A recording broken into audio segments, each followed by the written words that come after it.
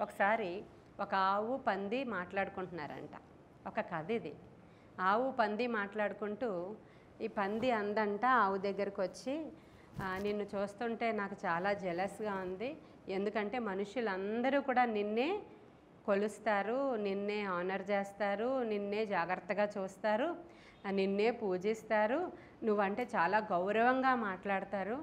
అయితే మమ్మల్ని చూసినప్పుడు మమ్మల్ని తిట్టడానికి ఉపయోగించేటువంటి ఒక పదంగానే వాడతారు తప్ప నాకు గౌరవం లేదు, మర్యాద లేదు, నాతోనూ ఉపయోగాలు ఉన్నాయి కదా మనుష్యులకి అన్నదంట. అప్పుడు ఆవు అందంట, ఎందుకు మరి అలా చేస్తారో నాకు తెలీదు, బహుశా మేము బ్రతికి ఉండగానే మనుష్యులకు కావలసినది ఇస్తున్నాము గనుక మాకు విలువ ఉందేమో. నీవైతే చనిపోయిన తరువాత మాంసాన్ని ఇస్తావు, ఆ వెంట్రుకలతో ఏవో బ్రష్లు తయారు చేస్తారు, ఇంకా రకరకాలుగా ఏమైనా తయారు చేస్తారు, ఆ యొక్క ఆయిల్స్ ఏదో ఉపయోగిస్తారు. చనిపోయిన తరువాత మీరు ఉపయోగపడుతున్నారు.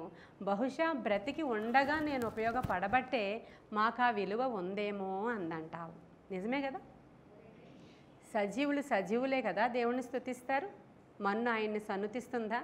నీవు సజీవుడిగా ఉన్నప్పుడే, నీకు దేవునితో సహవాసం చేస్తున్నప్పుడు, దేవునికి ఉపయోగపడుతున్నప్పుడు, దేవుని కొరకు బ్రతికినప్పుడు, దేవుని కొరకు వాడబడినప్పుడు నీకు విలువ.